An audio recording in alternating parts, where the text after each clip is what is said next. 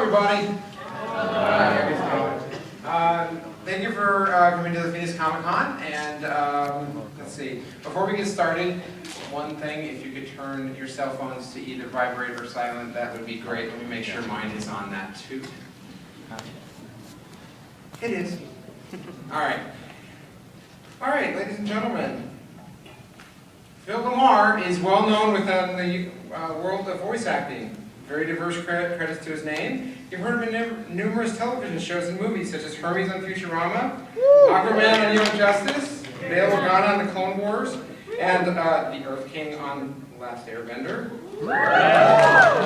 In addition, he's also done live action work such as Mad TV and one of my personal favorites, the unfortunate victim of the gun in the back of the car in Pulp Fiction.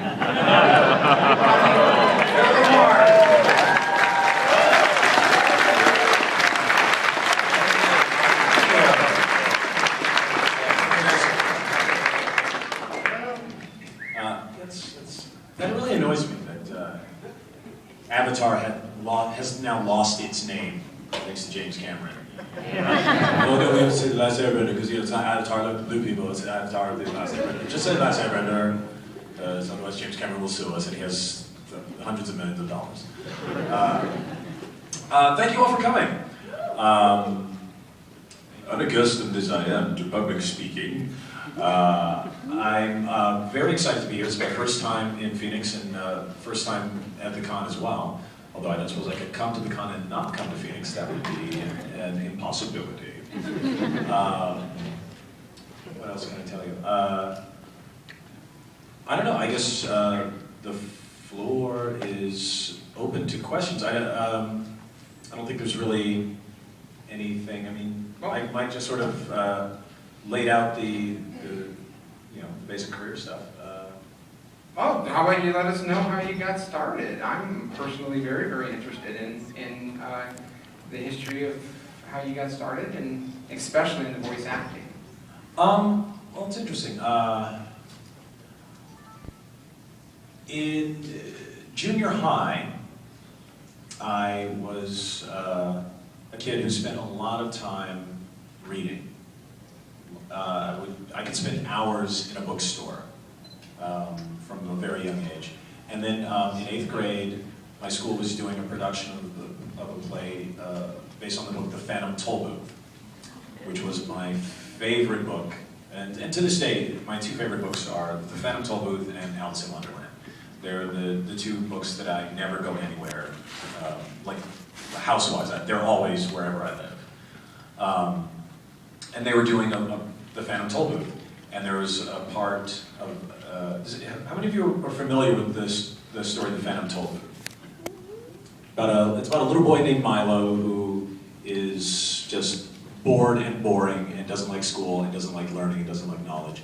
And then he takes a trip into this fantastic world that is about learning and words and math and knowledge and all the stuff that's in school, but it makes it really fascinating and interesting, and he starts learning things in spite of himself. But he winds up on a mission to save the princess's rhyme and reason. And as he's going through the mountains of ignorance, towards the end of the book, there is a character called the census taker. And it sounds like census, like the 2010 census, but it's in fact the senses taker that takes your sense of duty, your sense of purpose, and the only thing he can't take is your sense of humor. And that's how Milo and his friends are able to defeat him. I wanted this part so badly. This one little character at the very end of the play. And so I went and auditioned, and I got cast instead as one of the three leads. There's Milo, Tok the Watchdog, and the Humbug. And I got cast as Tok the Watchdog. And the play begins in the real world, and it opens with the real world version of Tok, Milo's clock in his room, giving a monologue to the audience. So my first time performing in front of an audience was, I had to walk out on stage, wait 30 seconds standing there alone, and then give a monologue to the audience. And it was amazing. It just felt so incredible. I walked out on the stage, I'm I have very poor vision, but I didn't wear my glasses. It's pitch black. The audience is in black. There's a light shining on my face. I can't see anything, but I can feel the energy of the audience, sort of like a wave coming up over the edge of the stage. And even though I can't see them, I know they're there. And when the energy from the audience like got to me, I felt more, stronger, powerful. In fact, the first thought that crystallized in my mind before I started speaking was, these people are mine. And basically, I've been probably chasing that feeling ever since. I mean, just a single transformative experience right there. And I've never really considered any other career from that. I mean, I never really considered it a career. It was just something I did and enjoyed. Although all of the colleges I applied to had drama programs, so I was sort of, but I'm not, it's not my job, it's not my career. Then I graduated, and I was like, well, guess I'll go home to LA and try to be an actor, I guess, until my real career comes along. And so I'm still waiting for whatever I'm really going to do to appear to me. But in the meantime, I'm going to keep acting, I guess. But that was the beginning creatively. The beginning professionally was in high school. I did the Mr. T cartoon.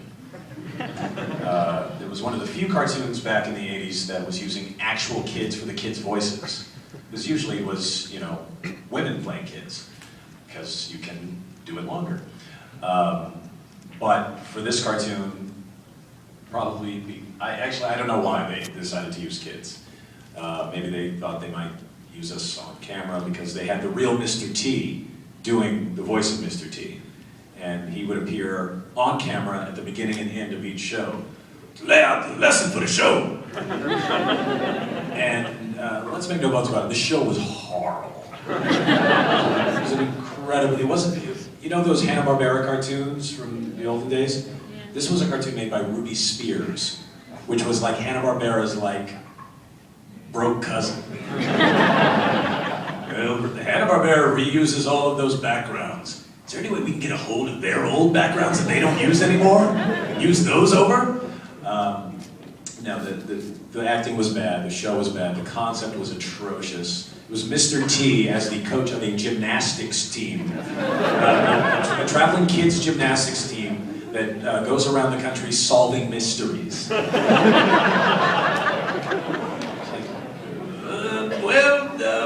Why not? He's famous, okay. And so we did that, then went to college, and then came home to LA. After about a year, after being home, trying to pursue acting, I almost quit because nothing was happening. And it didn't seem like anything was going to happen. I think the only thing I accomplished in my first year out of college was I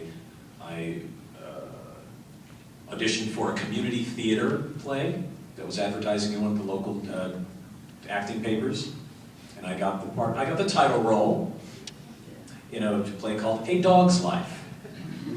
So I was in a full dog suit, running around on all fours, pretending to pee on things for free.